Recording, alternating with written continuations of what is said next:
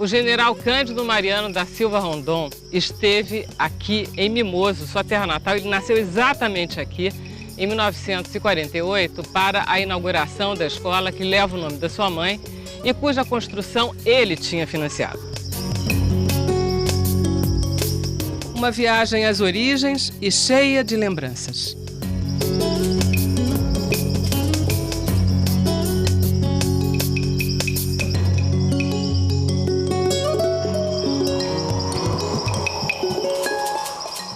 Com 83 anos, Rondon já era conhecido como o desbravador do oeste brasileiro, o protetor dos índios e tinha sido indicado para o Prêmio Nobel. Rondon foi essencialmente um militar, um patriota, um positivista. Era um homem sério, íntegro, minucioso e determinado. No final da sua vida, ele aceitava modestamente, mas sem falsa modéstia, as homenagens que lhe eram feitas pelos governos, pelas lideranças indígenas, pela comunidade científica. É porque ele devia se lembrar daquele menino de Mimoso, Cândido Mariano da Silva, que, órfão de pai e mãe, saiu daqui aos 7 anos e conseguiu conquistar o respeito e a admiração do mundo inteiro. Filho de um vaqueiro pantaneiro. O pai era um vaqueiro, Cândido Mariano da Silva, um caboclo, um vaqueiro pantaneiro. De uma índia, descendente direta de índios Terena e Bororo. Rondon não chegou a conhecer o pai. Quando Rondon nasceu, o pai já havia morrido há alguns meses. E a mãe morreu quando ele tinha 2 anos de idade. Quer dizer, para qualquer um que você começa a contar uma história dessa, já com 2 anos de idade você fala, a vida desse menino não vai ser fácil. Ele não vai conseguir ser nada além do que um vaqueiro, um pantaneiro, um pescador pantaneiro. O menino Cândido foi criado pelo avô materno e pelas mãos do tio se mudou para Cuiabá, onde aprendeu as primeiras letras. A cidade era pequena, mas oferecia mais recursos que a localidade de Mimoso, onde nasceu. Se tornou soldado, com o objetivo único de seguir para a capital do país e ingressar na imponente escola militar que funcionava na Praia Vermelha. 6 anos depois, estava formado nos cursos de Estado-Maior e de Engenharia. E também se tornou bacharel em matemática e ciências físicas e naturais.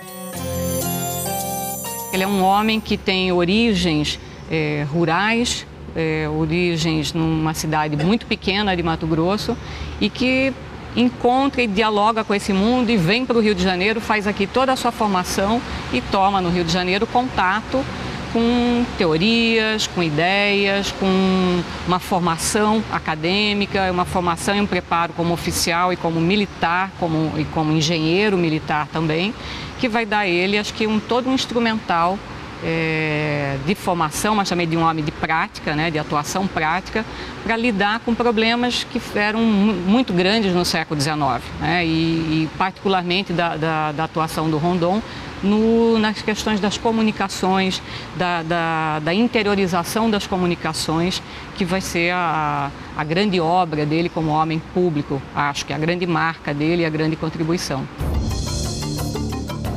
Em fins de 1889, Rondon foi designado para auxiliar o Major Gomes Carneiro na instalação de linhas telegráficas rumo ao interior do país.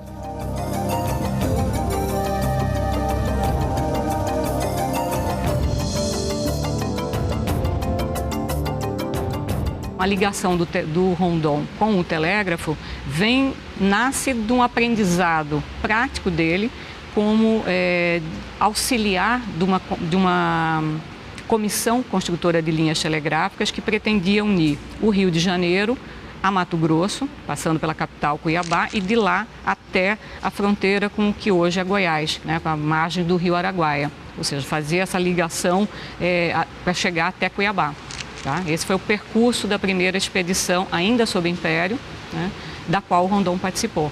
O que marca a vida do Rondon e o que faz com que o Rondon tenha um comportamento totalmente diferenciado com relação aos índios, não só aos índios, mas as populações caboclas que também viviam aqui, que eram populações tão desprotegidas quanto as indígenas também.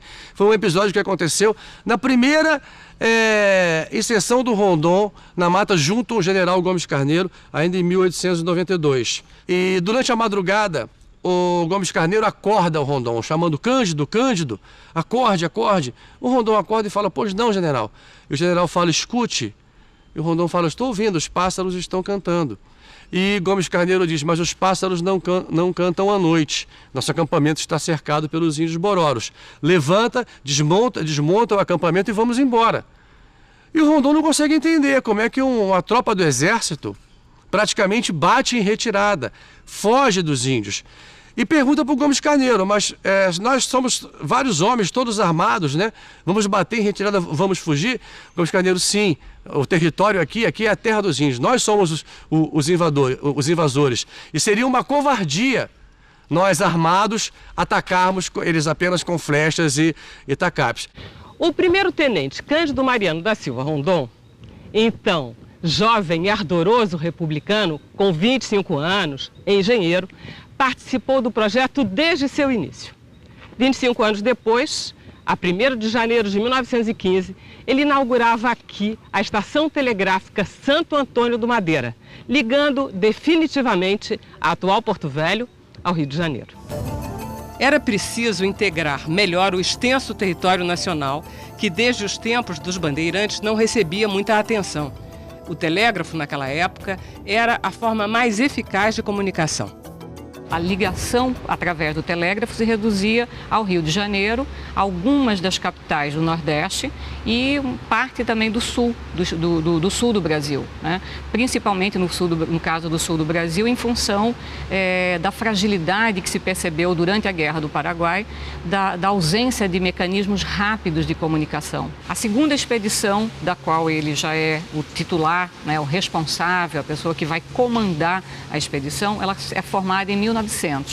De 1900 até 1906, e a construção da linha telegráfica de Cuiabá até a fronteira com a Bolívia e com o Paraguai, atravessando todo o Pantanal de Mato Grosso, todas as cidades que hoje formam, grande parte das cidades que hoje formam Mato Grosso do Sul, né?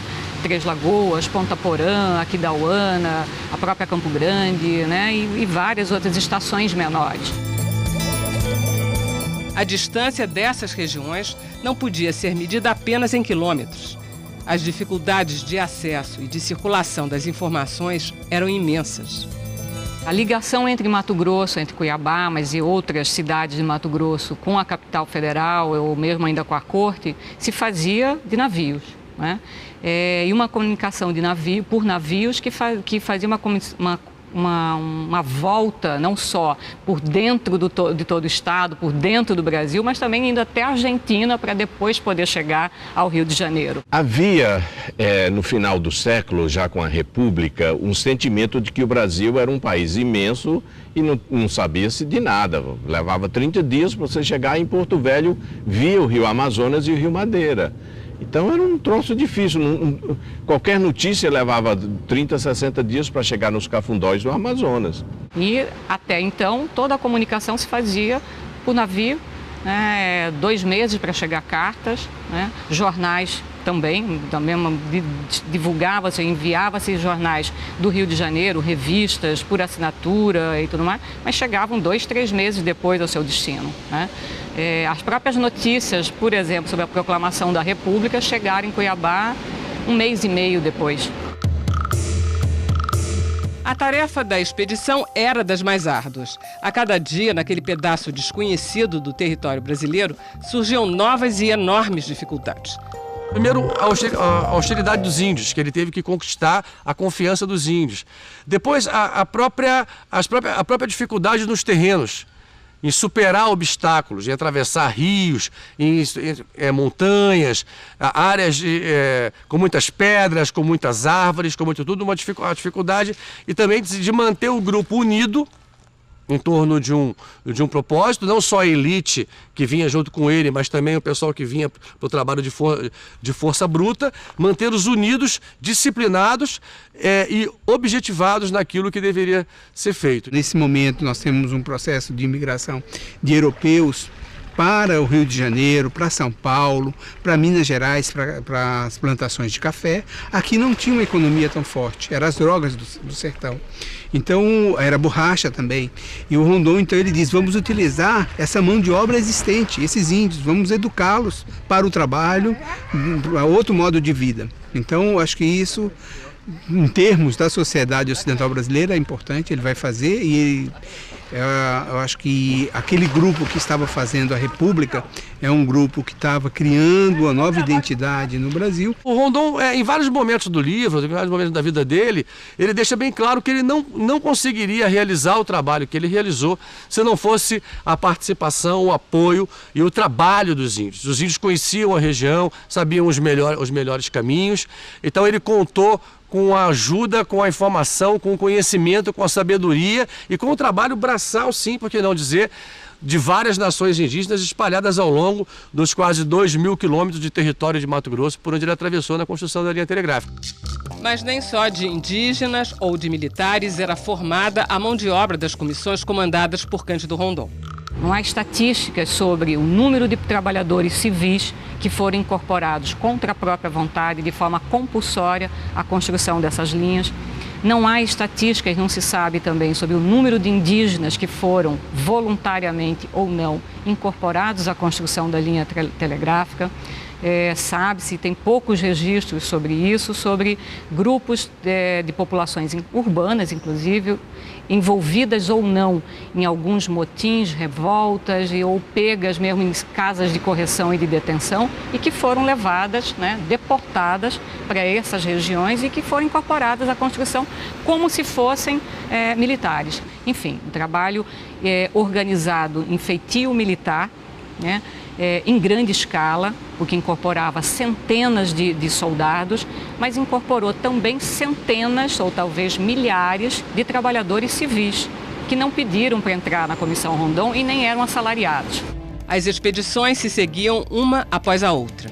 Havia sempre uma nova região a ser explorada e integrada. Era preciso ligar Cuiabá à bacia do Rio Amazonas.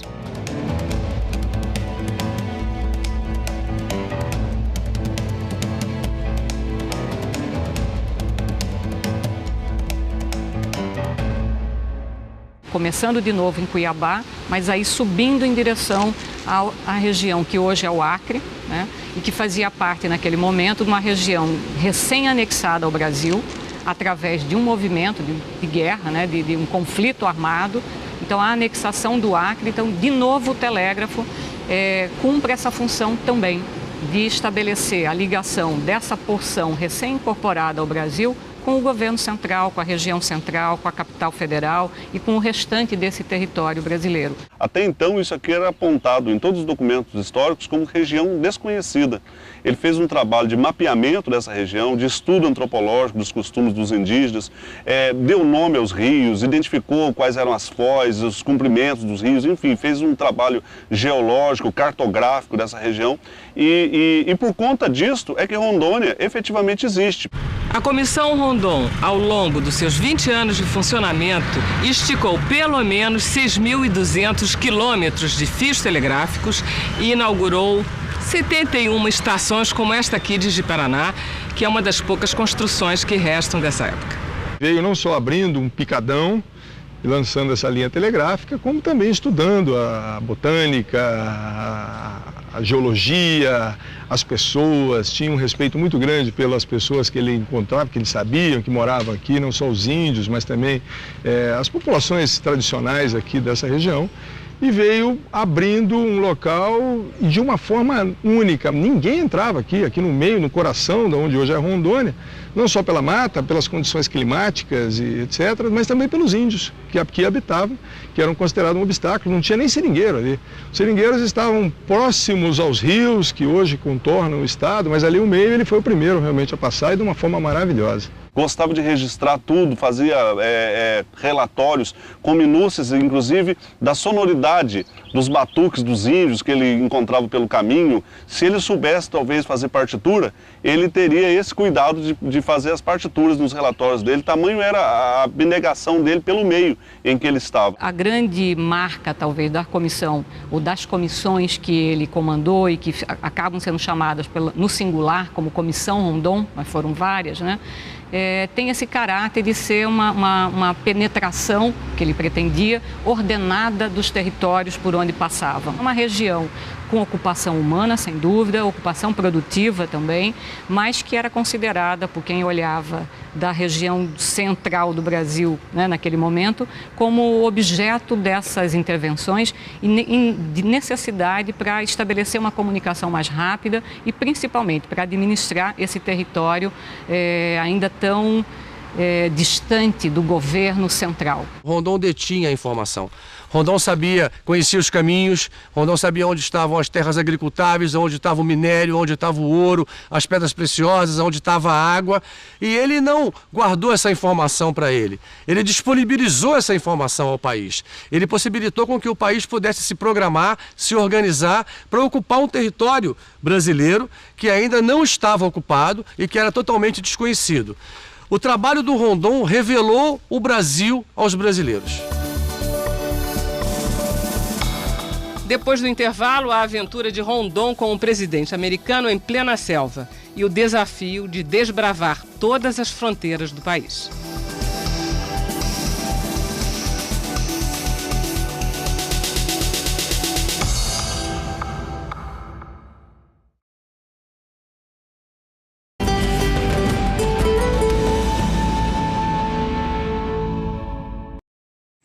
A população indígena atualmente no Brasil é estimada em 500 mil pessoas.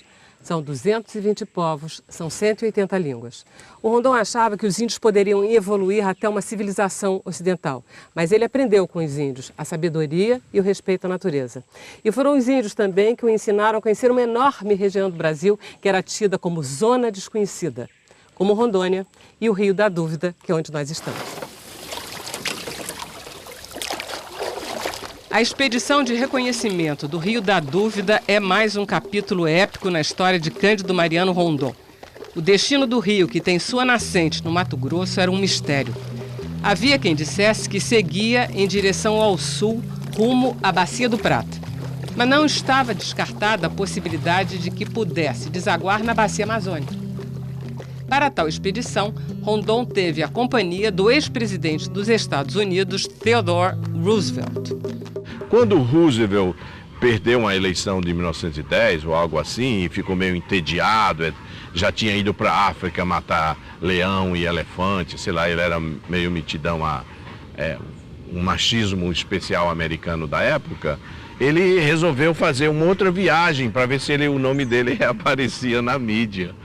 E aí, por várias sortes, ele terminou descobrindo que queria fazer uma viagem na América do Sul. Primeiro era a Argentina, aí depois teve um negócio do Brasil. Alguém falou, olha, tem o Brasil e tem o Rondon. O objetivo do Roosevelt era recolher material para o Museu Americano de História Natural, eles geralmente fazem isso, o material está lá, está bem guardado, tem uma parte do material exposto.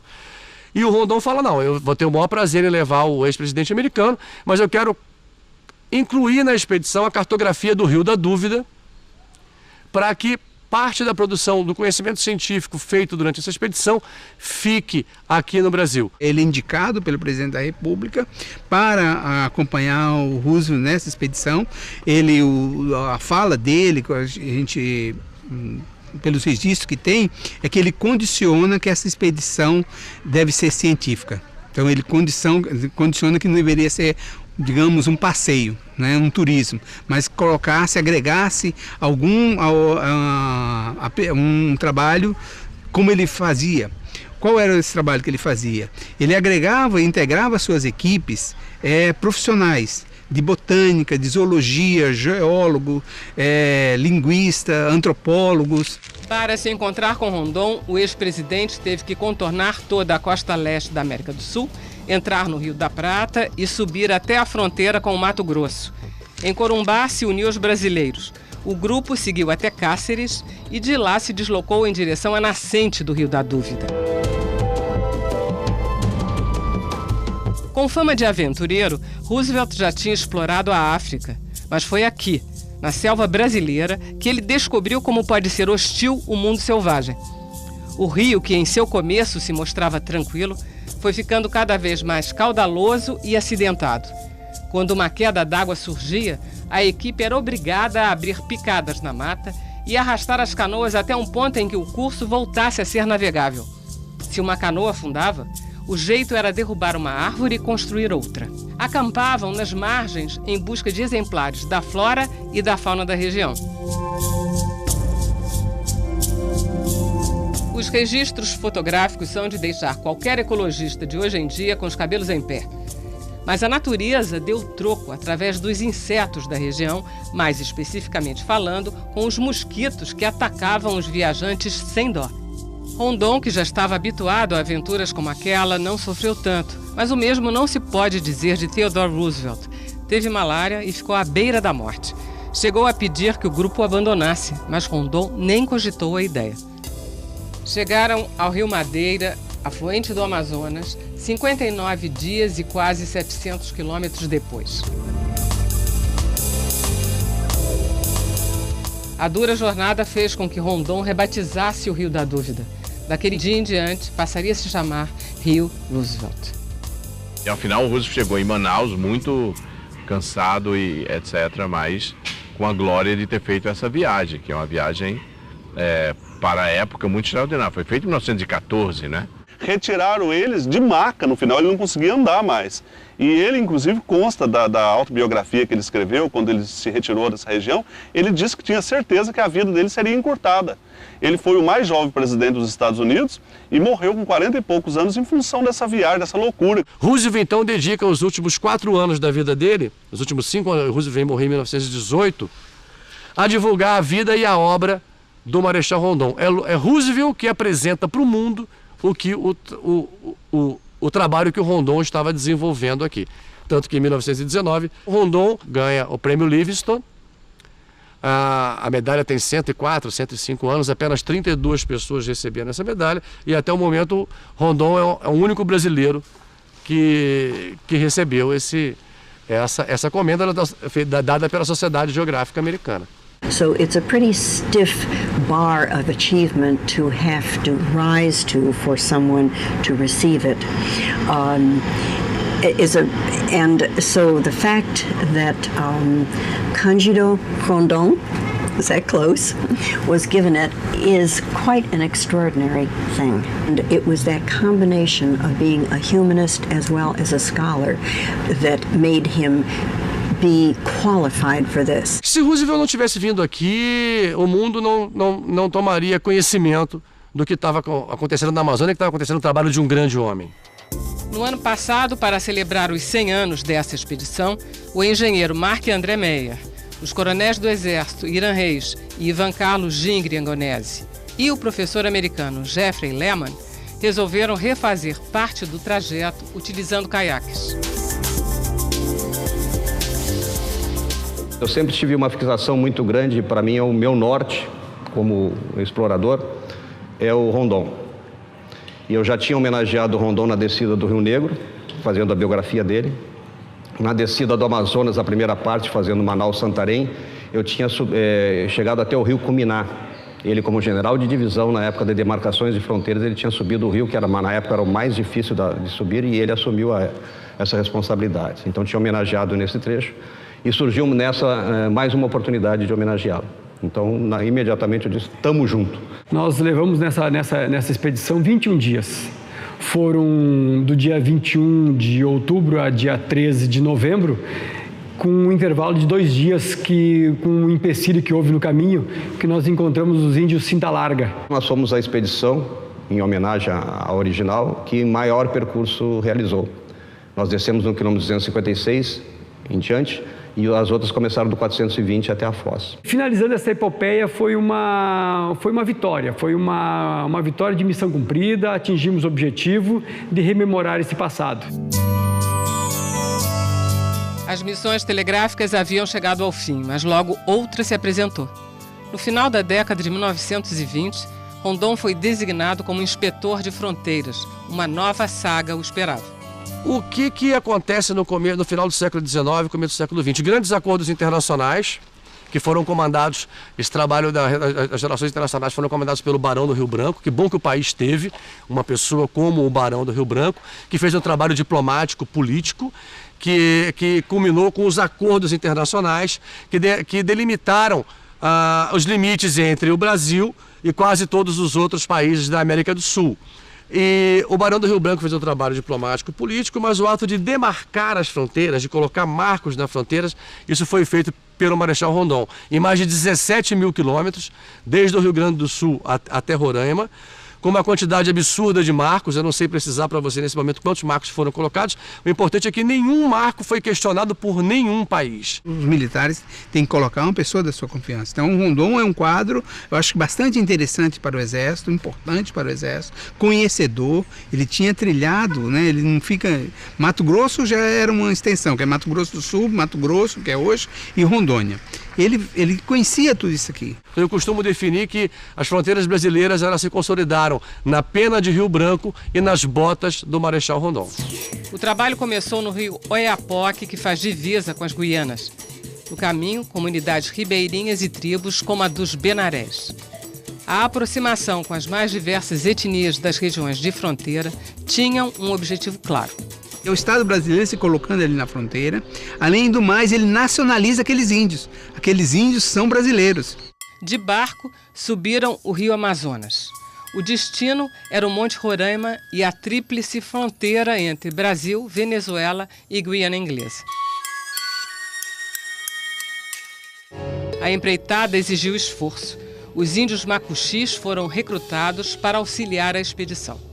Do acampamento à beira da montanha, dava para ver o tamanho do desafio. A altitude beira os 3.000 metros. Após uma caminhada longa e exaustiva, lá estava Rondon em um dos pontos mais altos e mais remotos do país. A vista deslumbrante, como é até hoje.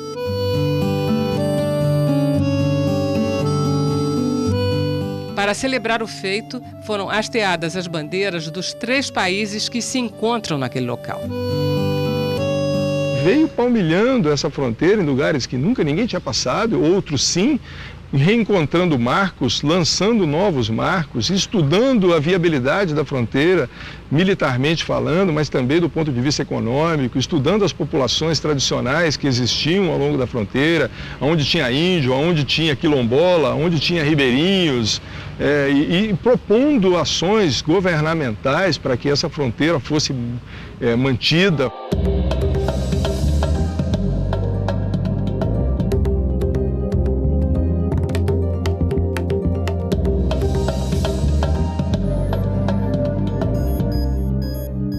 Aqui é o Forte Príncipe da Beira, fronteira com a Bolívia.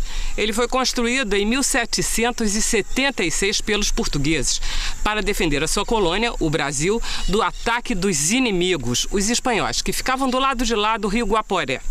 Rondon esteve aqui em 1919, quando ele estava levantando dados cartográficos para a elaboração do mapa dessa região, e uma última vez, em 1930, quando ele foi encarregado pelo presidente Washington Luiz de proceder a uma minuciosa inspeção das fronteiras em vista de sua segurança e de seu povoamento. O Forte Príncipe da Beira e o forte que o antecedeu, o Forte Nossa Senhora da Conceição, eles têm um papel fantástico na definição da fronteira ali. Nós poderíamos falar espanhol aqui, onde hoje nós falamos português, porque isso aqui era Espanha, quando os portugueses chegaram ali em 1750, mais ou menos. Em 1753, o primeiro governador-geral da capitania de Mato Grosso, ele expulsou os espanhóis que estavam na margem de cá do rio Guaporé e colocou ali uma guarda que no futuro virou um forte, foi destruído por uma enchente e hoje é o Forte Príncipe da Beira. Com a proclamação da República, ele foi lacrado, fechado, abandonado, e foi reencontrado por Rondon uns 20 anos depois, e ele de fato não só encontrou, como ele estudou aquela região, limpou o entorno do forte e já preparou o forte para a sua ocupação permanente nesta segunda fase, que foi feita logo em seguida, em 1932, com o primeiro contingente do Exército. É o maior forte português construído fora de Portugal. Ele é bem maior que os demais fortes aqui brasileiros, ele é fantástico. Ele tem 970 metros de perímetro. Quando o Rondon encontrou, a parte interna dele estava bem deteriorada, e hoje nós estamos em conversas bem avançadas para começar um trabalho grande ali de restauração, que a gente espera ver acontecer nas próximas décadas. E é uma pena que esse forte ainda não seja um patrimônio da humanidade.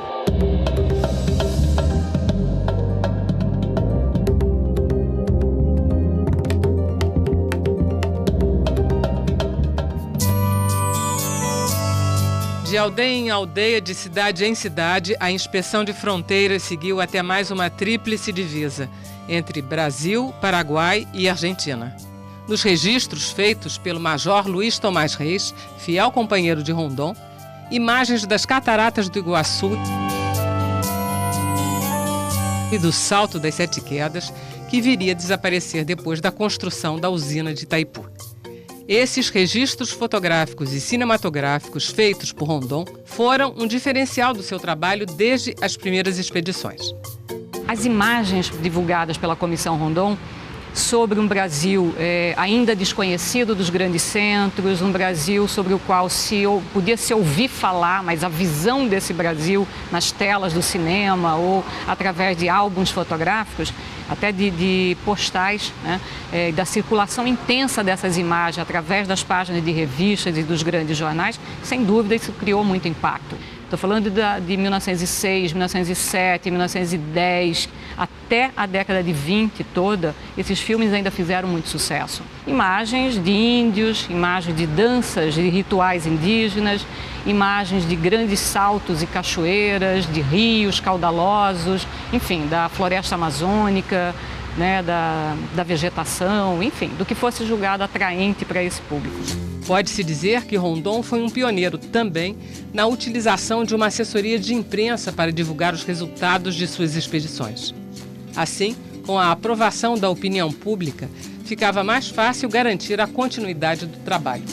A cada local em que ele aportava, nos postos telegráficos, ele mandava um telego para as redações do jornal dizendo o que tinha detectado ali, onde ele estava a caminho de onde, qual era a previsão de chegar no próximo destino. Ele fazia uma descrição da viagem. Havia um escritório sediado no Rio de Janeiro, o escritório central da Comissão Rondon, que fazia essa interlocução, fazia um duplo trabalho. Fazia o que hoje a gente pode chamar de um trabalho de assessoria de imprensa, né? Postando pequenas notas, fazendo chegar à redação dos jornais informações sobre o avanço da linha, uma novidade descoberta, um novo rio identificado, notícias que saíam sobre o trabalho da Comissão Rondon na imprensa local, na imprensa do Rio de Janeiro, na imprensa dos vários estados. A seguir, morrer se for preciso, matar nunca. O lema de Rondon transforma a política de proteção aos índios do Brasil.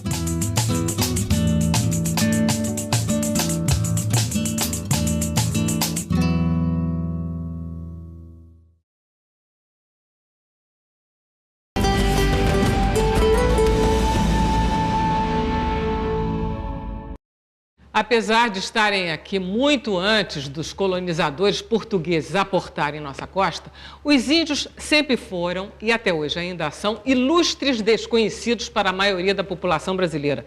E o que é pior, frequentemente foram vistos como ameaça ao homem branco que queria ocupar as suas terras.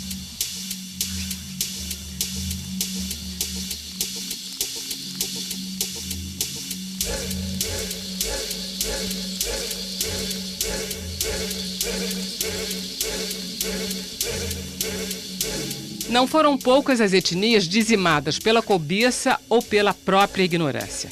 Uma outra forma de tentar reduzir o atrito com os donos originais da nossa terra foi a catequese.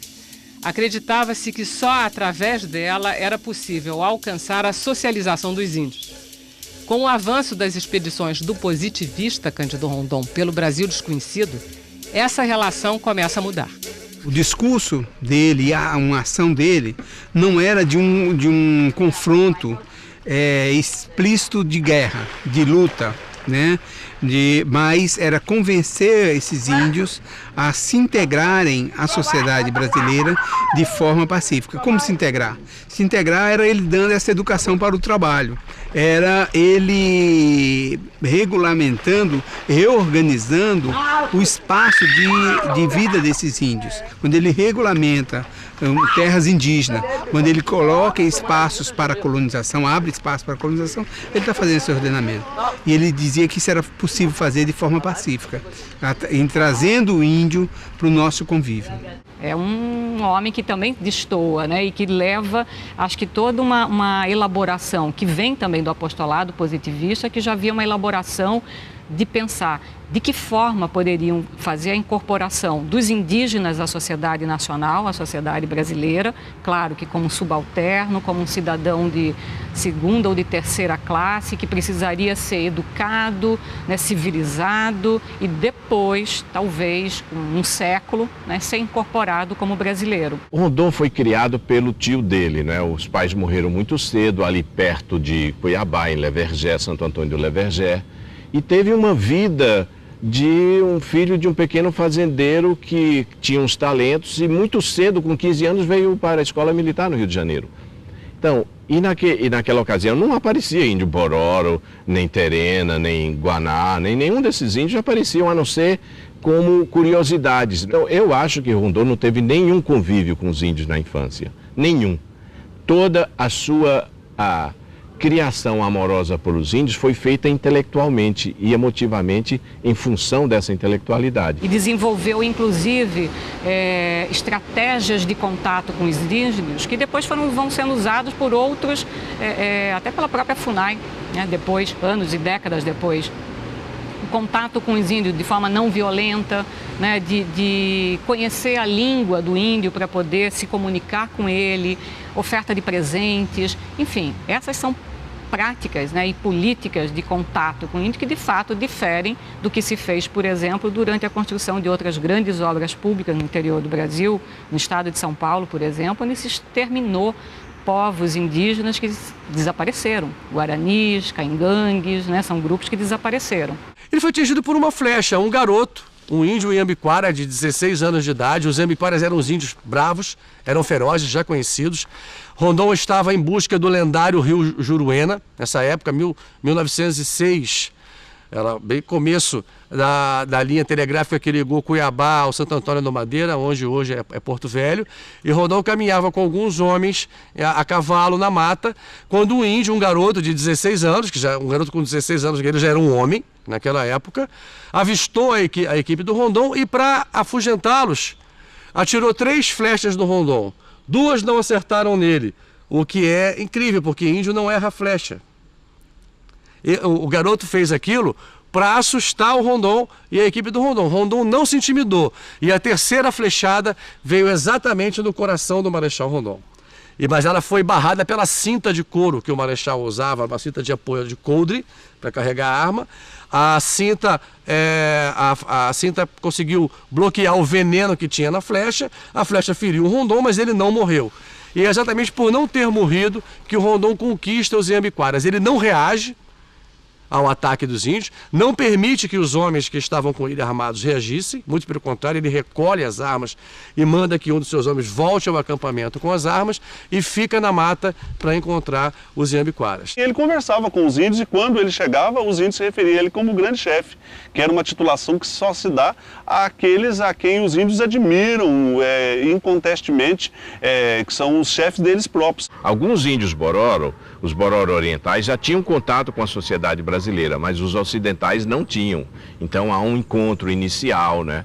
Um encontro fortuito em que, naturalmente, o Rondon se encanta, porque a cultura Bororo é uma cultura encantadora, é uma cultura organizada, cheia de rituais, em que tem o chefe da aldeia, o chefe guerreiro, o chefe cerimonial, em que tem uma força telúrica muito grande. As aldeias são organizadas num círculo com divisões por metades, tem um círculo, tem uma casa central.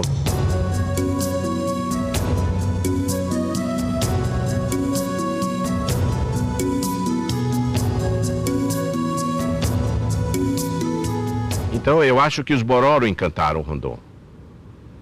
Foi um encantamento que fez com que ele sentisse dentro do seu peito não somente a história a ideologia positivista sobre o papel do índio, mas da sua própria vivência. Carne e osso, ele também é descendente de índios, né? A gente vê pela cara dele. Na medida que ele vai envelhecendo, mais cara de índio ele fica, né? Rondon assumiu o serviço de proteção aos índios e localização de trabalhadores nacionais. Um passo importantíssimo para frear a matança dos povos nativos e para a preservação de sua cultura. Se matava de muitas formas, se matava botando veneno nos lugares de verão onde eles buscavam água, se matava deixando roupa impregnada de gente que tinha tido sarampo, catapora ou varíola, em que os índios então usavam, assim, depois pegavam essas doenças, e se matava contratando umas pessoas que eram chamadas naquela época de bugreiros, isto é, matadores de bugres, que eram pequenas expedições, tipo pequenas bandeiras para matar índio. Isso ficou conhecido internacionalmente quando uma pessoa que participou dessas missões, dessa expansão, denunciou no Congresso Internacional dos Americanistas em Viena em 1907. Aí foi um escândalo. O Brasil está matando índios, está matando da forma mais cruenta que se pode matar. E esse escândalo provocou no Brasil, no governo de Nilo Peçanha, a necessidade de se criar um órgão para cuidar desse assunto. Aí ele convocou e convocou o Rondon, e naturalmente a ideia do Rondon, a imagem do Rondon já era muito forte. A criação das primeiras reservas indígenas seguia, no entanto, uma linha de raciocínio diferente da atual: socialização e proteção. Proteção no sentido também de reorganizar a relação que os povos indígenas tinham com, por exemplo, com donos de seringais, que escravizavam os índios. Então ele ia fazer esse ordenamento, ele vai dizer como deve ser, vai falar da escola, vai falar de oferecer um aprendizado profissional de carpinteiro. Esses índios trabalhavam com ele na carpintaria, construindo os postos, na manutenção das linhas telegráficas. Então ele vai falar dessas condições de introduzir gado para os índios criarem seus rebanhos, de produção do cana-de-açúcar, produção de farinha. Inclusive ele pensava em ter um excedente para a produção externa, para vender. Então que os índios não produzissem, não era só para o consumo próprio deles, não. Ele criou o Serviço de Proteção dos Índios e, como um bom estrategista militar, ele esparramou por todo lugar. Mas tanto a política indigenista quanto a própria vida de Rondon sofreram um forte impacto quando estourou a Revolução de 30. O Rondon era um positivista. Ele foi contra a Revolução de Getúlio, a Revolução de 30, né? Por ser positivista e não acreditar em revoluções. Não, tudo é evolução, não revolução. Então, tinha esses princípios, né? E o Getúlio e o pessoal dele, mesmo sendo positivista também, como diversos eram, ficaram desconfiados do Rondon. Ele pede baixa, ele vai para a reserva e não interrompe, digamos, a sua colaboração direta. A possibilidade de reaproximação de Rondon com o governo central se deu por conta de uma disputa de fronteira entre dois vizinhos, Peru e Colômbia. Ele foi nomeado pelo Getúlio em 1934 para ser o pacificador dessa região, para encontrar uma solução para essa disputa da Colômbia com o Peru sobre esse território. E ele ficou 4 anos morando entre a cidade de Letícia e a cidade brasileira fronteiriça. E o Getúlio meio que testou o Rondon nessa história, né? Testou o patriotismo dele. Vai lá e resolve essa parada. E ele resolveu a situação, a disputa sobre terra, e saiu com um tratado. Com a confiança restabelecida, quando o governo Vargas decidiu avançar na questão da demarcação das terras indígenas, foi Rondon o primeiro nome a ser lembrado. Ele é convidado depois, em 39, 40, para assumir a direção do CNPI, que é o Conselho Nacional de Política Indigenista, que era um órgão que deliberava, devia dizer, o caminho da ação indigenista brasileira.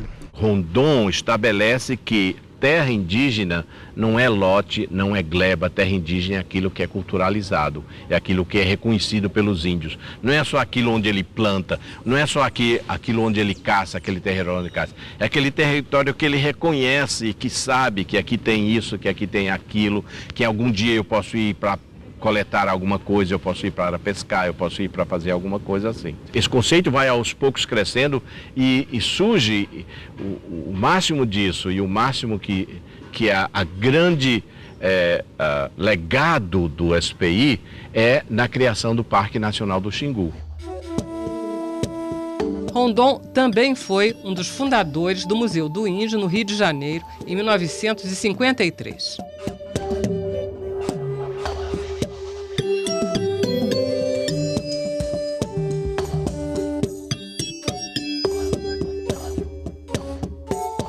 O conjunto das realizações de Cândido Rondon fez com que ele fosse indicado ao Prêmio Nobel da Paz.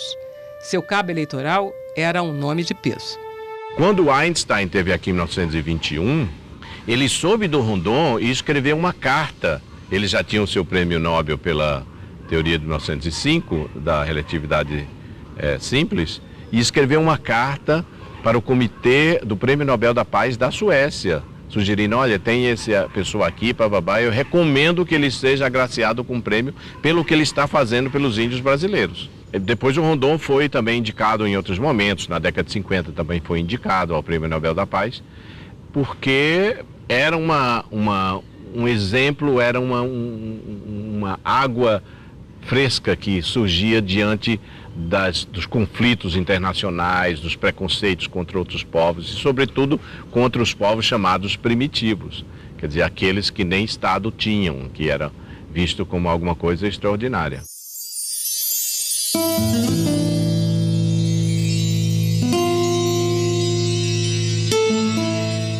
Foram muitos os tributos que Rondon recebeu. O Meridiano 52 Oeste, que cruza o Brasil de norte a sul, ganhou seu nome. Rondônia também é o único estado brasileiro batizado em homenagem a uma pessoa. Rondônia é um nome que foi cunhado pelo Roquete Pinto, Edgar Roquete Pinto, médico, cientista, antropólogo, um dos fundadores do rádio brasileiro, que o acompanhou numa das expedições, era encantado pela figura de Rondon, e ele batizou um livro dele de antropologia de Rondônia, que significava, na descrição dele, terra de Rondon. Então passou a se chamar Rondônia ainda quando Rondon estava vivo. Aliás, enquanto ele estava vivo, aqui passou a se chamar Rondônia, já tinha ruas e logradouros com o nome dele, ele já era uma pessoa bastante reverenciada em vida, né? E Rondônia é o próprio Rondon, traduzidos em bichos, matas, em sua própria psicologia, o jeito de ser. Se não fosse Rondon, não haveria Rondônia. A Rondon abriu as picadas que trouxe esses predestinados a descobrir essa então terra desconhecida, e em cima dessas picadas foi aberta a BR que trouxe os migrantes. Eu acho que as cidades que se formaram ao longo da BR-364 se formaram tendo como marco zero, como ponto inicial, os postos telegráficos deixados por Rondon. Em 1955, numa sessão solene do Congresso Nacional, Rondon recebeu as insígnias de marechal. A homenagem a Rondon, pela grandiosa obra de patriotismo a que dedicou a sua vida, é presenciada por numerosa assistência. Durante a ditadura militar, seu nome foi utilizado para batizar um projeto de integração nacional com o envio de estudantes universitários para o auxílio de comunidades rurais.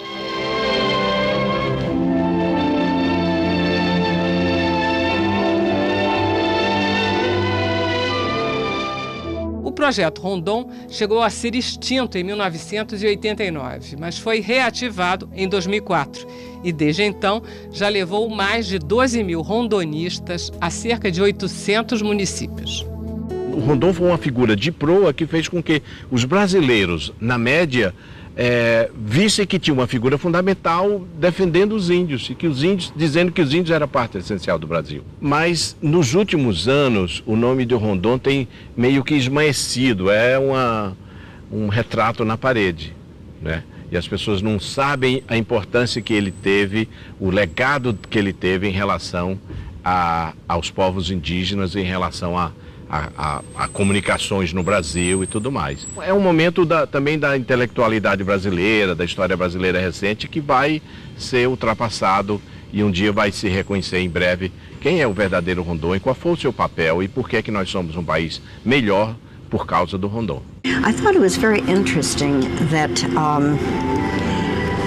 Roosevelt said that he considered Rondon to be one of the 4 greatest explorers of his time. He ranked him with Roald Amundsen, Richard Byrd, and Robert Peary. That's quite some company at that time to be in.